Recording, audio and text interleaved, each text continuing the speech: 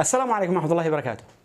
في 2018 مؤتمر دبلوماسي بريطاني لروسيا حصل فيه إقناع ل 24 دولة يطردوا أكثر من 153 دبلوماسي روسي في نفس اللحظة، وسمته CNN وقتها الانقلاب الدبلوماسي البريطاني بسبب جاسوس مزدوج حاولت روسيا تغتاله في بريطانيا اسمه سيرجيو سكربال. مش موضوعنا، هو موضوعنا أن بريطانيا استخدمت إحدى وسائل قوتها الناعمة عبر شبكتها الدبلوماسية. نتكلم في هذه الحلقة عن القوة الناعمة. معكم نوفل الرفاعي في قناة أقصر الطرق.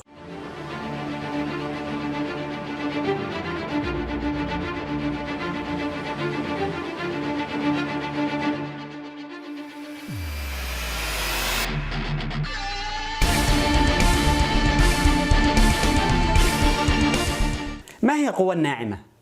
عرفها جوزيف ناي المحاضر في هارفارد في كتابه Soft Power: The Means to Success in World Politics. القوة الناعمة أدوات النجاح في السياسة الدولية بأنها القدرة على التأثير على سلوك الآخرين للحصول على النتائج المرجوة دون إكراههم. يقول أيضا بأنها أفضل آلة دعائية بدون شكل دعائي.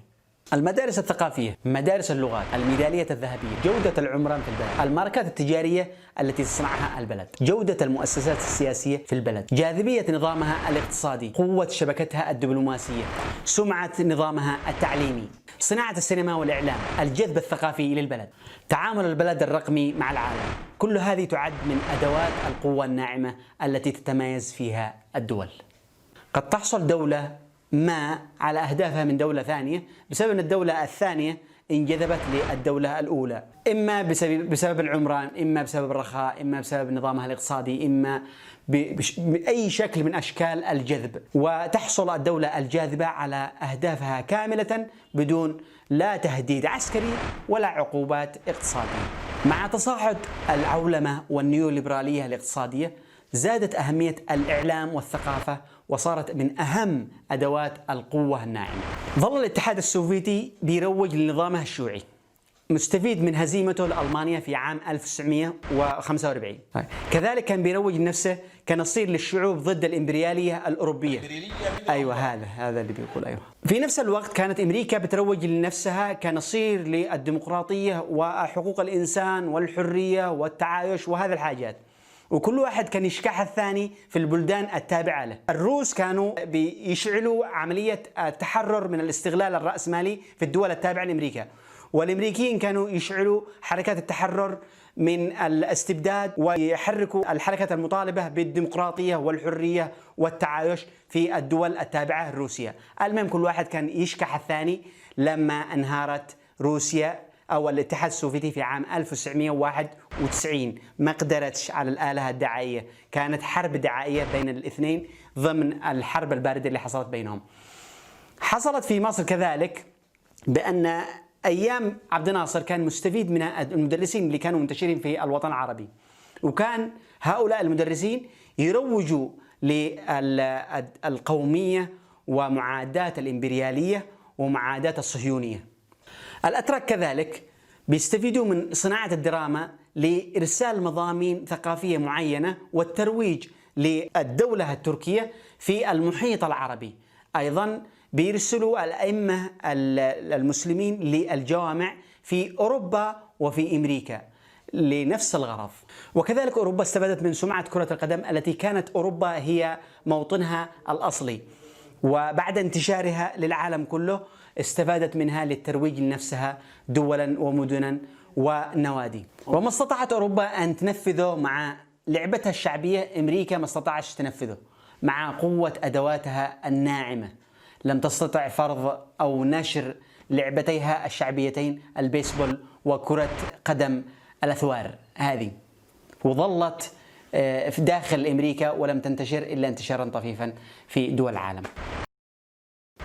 ساهم عصر المعلومات بزيادة أهمية القوة الناعمة، وصارت مؤسسات مش دول بس تملك قدر هائل من القوة الناعمة، وصارت تمارس ضغوطات حقيقية على حكومات موجودة لإحداث تغييرات سياسية.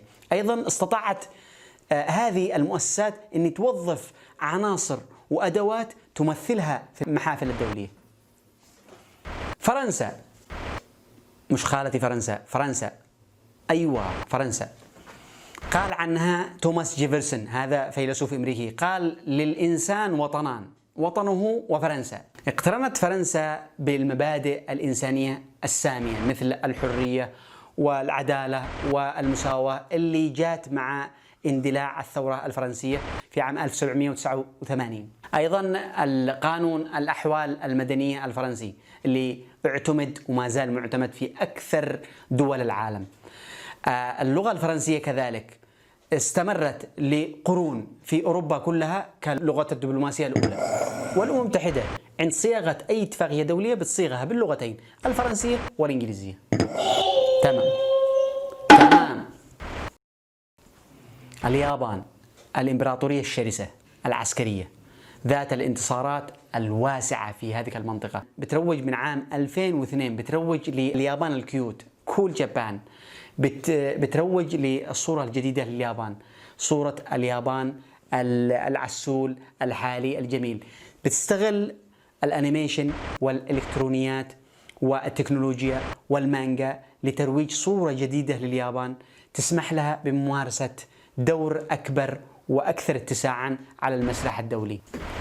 البي بي سي، الإيكونومست، بورصة لندن، أكسفورد، أقوى شبكة دبلوماسية في العالم، كل هذه مكن بريطانيا أن يتصدر الدول من حيث حجم القوة الناعمة في 2018 بحسب بورتلاند جروب وكومريس، بنفس العام اللي حصلت فيه الملطام الدبلوماسي لروسيا اللي تكلمنا عنه في بداية الحلقة. تستغل الصين الإعجاب الذي تثيره الثقافة والأدب الصيني في العالم، وكذلك امتلاكها لأكبر شبكة دبلوماسية في العالم، وامتلاكها للصندوق الآسيوي للاستثمار، وكونها ثاني اقتصاد في العالم مكنها من العزف على معزوفة جديدة على أوتار قوتها الناعمة لتشجع العالم ولتتواجد في إفريقيا مستثمرة في مشاريع البنى التحتية العملاقة ومشاريع الصحة والتعليم، وكذلك فتح قنوات للتبادل الثقافي مع دول كثيرة في إفريقيا لتملأ فراغا تركته أوروبا فارغا لعقود. كما أن رغبتها في التواجد في الشرق الأوسط يفتح للساسة في الوطن العربي فرص جديدة للاستثمار. تمام. أمريكا قدر هائل من القوة الناعمة من خلال شبكتها الدبلوماسية الأقوى عالميا، وأيضا من خلال تقديم نفسها كراعي للديمقراطية وحقوق الإنسان والتسامح الديني، أيضا تقديمها لأمريكا كموطن للثراء والإثراء جعلها قبلة لجميع المهاجرين من جميع أصقاع العالم، أيضا كونها البلد الأكثر شعبية للدارسين الأجانب من جميع أرجاء العالم، وامتلاكها للسي ان ان وهوليود وتوم هانكس مكنها من ممارسة أمركة الشعوب والثقافات دون أن تطلق رصاصة واحدة. طبعا مش ضروري يكون معي شكل من أشكال القوة الناعمة لتشتركوا في القناة، اشتركوا في القناة، فعلوا زر الجرس، شوفوا الحلقة السابقة وشيروا هذه الحلقة لتوصل الفائدة للجميع. تحياتي.